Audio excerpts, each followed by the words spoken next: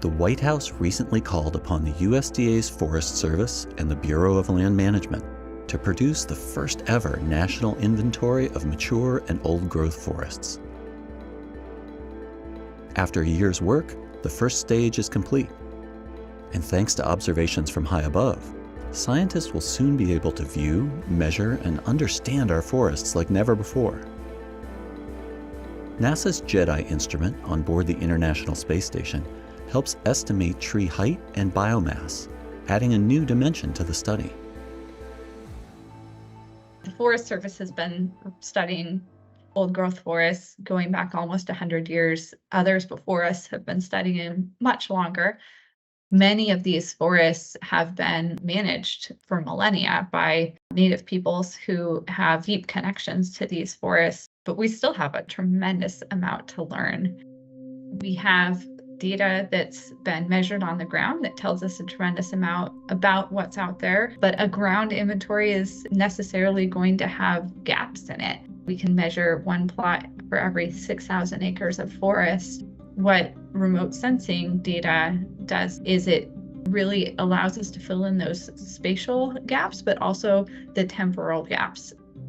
We know that with the frequency of disturbances that are happening on our landscape now, we need more rapid information.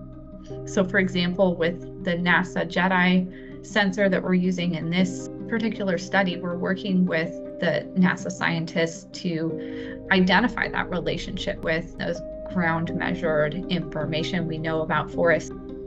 Ground surveys collect detailed information about forest types and health, and tree ring data provide a window back in time. Today we're in a marginally documented old-growth forest. It's on Forest Service land in the Tionesta National Forest. And this is home to the oldest documented eastern hemlock. And we're putting in plot today and then going to try to core some more older trees so we can get about 5 to maybe 6 centuries of history. Looks like it's got a density of rings. Oh yeah, and a release there.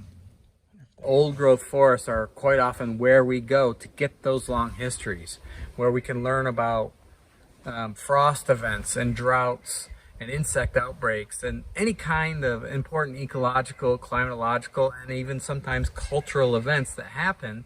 They're stored in the trunks of these trees. And the oldest trees have the best stories because they can go farther back in time. These living time capsules and their ecosystems help clean our air and drinking water and provide spaces for recreation and wildlife. They also help absorb more than 10% of our annual greenhouse gas emissions.